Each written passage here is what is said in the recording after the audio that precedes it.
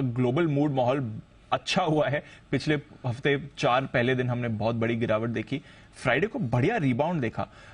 कोई वजह दिख रही है रिबाउंड की? एक तो एप्पल के अच्छे नहीं बट दिख रही है। ऐसा क्या?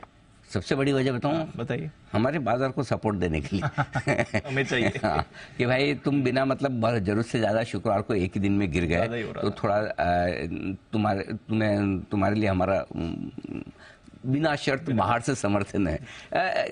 अच्छी बात अमेरिका में शुक्रवार को दीप ये रही कि जितनी कमजोरी पिछले 4 ट्रेडिंग सेशन में, पिछले हफ्ते की शुरुआत के सोमवार से गुरुवार तक अमेरिका में हुई 1000 पॉइंट के आसपास की डाउ की कमजोरी, 4% के आसपास, 3.5% के आसपास नेस्डेक की कमजोरी, वो पूरी की पूरी कमजोरी 50%, पूरी मतलब 50% कमजोरी आपकी एक ही ट्रेडिंग सेशन में, जितना आप 4 सेशन में घटे उतनी आधी भरपाई आपने एक ट्रेडिंग सेशन में कर ली।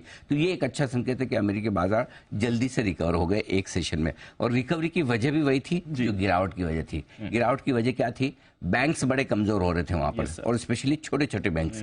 तो छोटे बैंक्स में जो रिकवरी आई वो बड़े काम की। ऑलमोस्ट पिछले 3-4 सेशन में छोटे बैंक्स जितने जमकर गिरे उसकी 50% रिकवरी उन्होंने भी दे दी है। देखो वहां के 50-50, 60% वहां के बैंक बढ़कर आए हैं। तो मतलब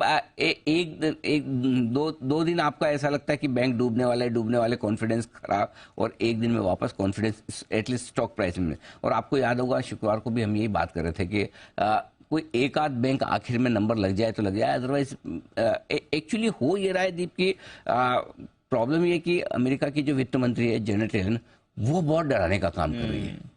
वो डराने का काम कर रही है, और बैंक्स अगर कमजोर हुए तो भी उन्हीं की वजह से हुए। अब क्या है, अब एक तो उन्होंने पहले बैंक्स को डराने का काम किया, अब वो अमेरिका की इकोनॉमी को लेकर डराने का काम कर रही है कि आर्थिक मंदी की आशंका। हालांकि उसके राजनीतिक कारण है।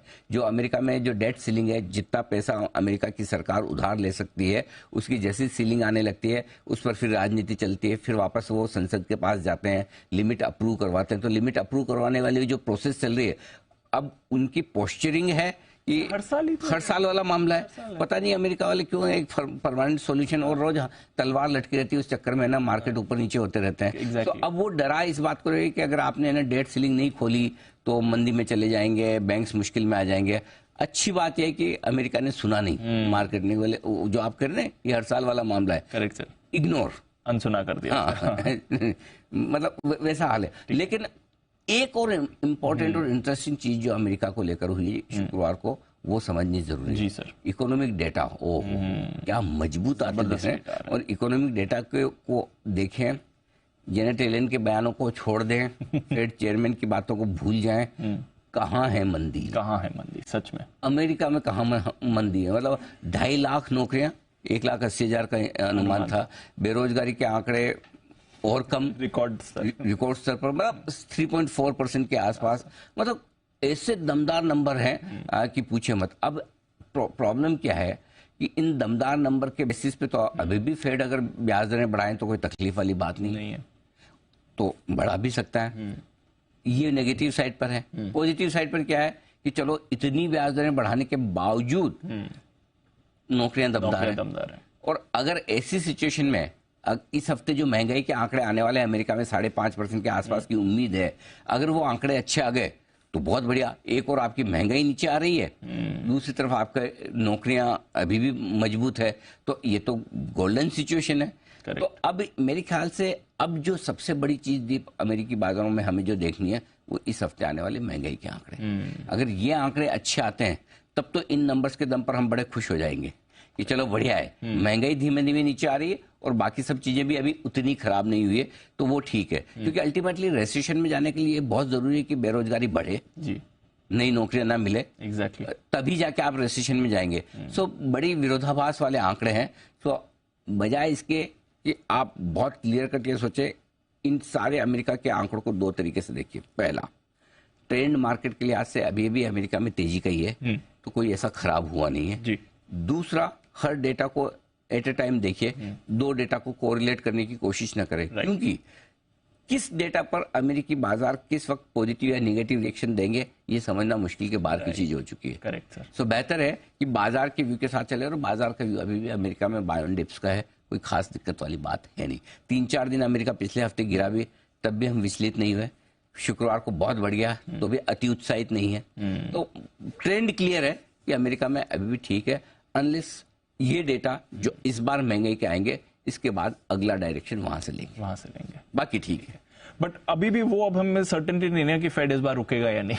मतलब पिछली बार सोचा था रुक जाएगा, वो भी नहीं। इस डेटा के बाद वो गारंटी आप नहीं ले सकते कि फेड रुकने वाला है। बिल्कुल नहीं ले सकते, बिल्कुल नहीं ले सकते। और अगर नौकरियां मजबूत है तो फेड के पास ब्याज दरें बढ़ाने की जगह तो है, लेकिन फेड को ये डिसाइड करना पड़ेगा ना कि नौकरियां जाए तो चलेगा या बैंक जाए तो चलेगा। करेक्ट। नौकरियां जाएगी नहीं जाएगी, बैंक जरूर डूब जाएंगे।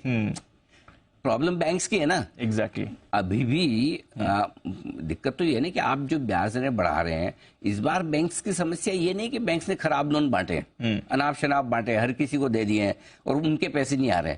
बैंक्स ने तो पैसे सारे के सारे अमेरिका की ट्रेजरी में लगाए हैं। करेक्ट। अमेरिका की सरकार को उधार दिया एक तरह से, और अब वहीं पर उनके मार्क टू मार्केट लॉस आ रहे हैं। होता क्या है, जब आप बॉन्ड में पैसा लगाते हैं और जब ब्याज दरें बढ़ती तो बॉन्ड के दाम घटते जाते हैं। तो बैंक्स की बैलेंस शीट पे नुकसान इस वजह से आ रहा है। और कई बार ये होता है कि बैंक्स पैसा लगाते हैं 2 साल के लिए, उधार देते हैं 10 साल के लिए, तो ब्याज दरों में जो बदलाव आता है तो एसेट लायबिलिटी मिसमैच हो जाता है। तो ये 2 चीजों से जो इस बार बैंक्स तकलीफ में आए, एक तो अमेरिकी फेड की तेजी से ब्याज दरें बढ़ाने की वजह से, और दूसरा बैंकों के मैनेजमेंट के खुद की नाकामी समझ लीजिए कि उन्होंने एसेट लायबिलिटी की मैचिंग प्रॉपर नहीं की। इन दोनों की वजह से इस बार कोई उनके पैसे खा के भागा नहीं है। एग्जैक्टली। है ना, वैसा कुछ नहीं। हाँ, जो 2008 में लेमन ब्रदर्स का सब प्राइम संकट हुआ था, जिसमें जो चाहे ले जाओ उधार, किसको चाहिए, कितना चाहिए, बैलेंस शीट बढ़ रही है, एक्सपांड हो रही है, सब वो वाली सिचुएशन। तो पिछली गलती से तो सीख गए बैंक, इस बार नई गलती की, which is okay, live and learn. हाँ, हर बार मतलब गलती करना चाहिए। और डीप एक मार्केट में कहावत है, किसी मेरे अपने शब्द नहीं है लेकिन किसी और के हैं जो मैंने पढ़ा है, कि बाजार में गलती करो, बार बार करो, हर बार करो, लेकिन कोई भी गलती इतनी बड़ी मत करो कि अगली गलती करने के लायक ना रहो। करेक्ट। क्योंकि हर गलती से मतलब वो आपको सीखना चाहिए। तो वो कहता है कि हर बुल मार्केट का, हर तेजी के मार्केट का फायदा तभी है जब आप पहले से ज्यादा पैसे वाले हो। अगर जब तेजी का मार्केट खत्म हो, बुल रन खत्म हो, तो आपके पास पहले से ज्यादा पैसे होने चाहिए। तब तो आपने बुल रन को एंजॉय किया। और जब मंदी का मार्केट आए, तब मंदी का मार्केट आया तो नेचुरली पैसे सबके लगने। तो मंदी के मार्केट में अगर आपके पास पहले से ज्यादा समझ, नॉलेज और ज्ञान है, तो आपने मंदी के मार्केट को भी यूज किया है। तो या तो इस मार्केट से पैसे कमाइए, या अनुभव लीजिए, ज्ञान लीजिए, कुछ सीखिए, कुछ समझिए। 2 में से एक चीज, और दोनों ही नहीं कर रहे हैं तो परेशानी, गलत जगह कुछ और करना चाहिए। फिर कुछ और करना चाहिए जो कम नुकसान वाला है, बेहतर हो। समझ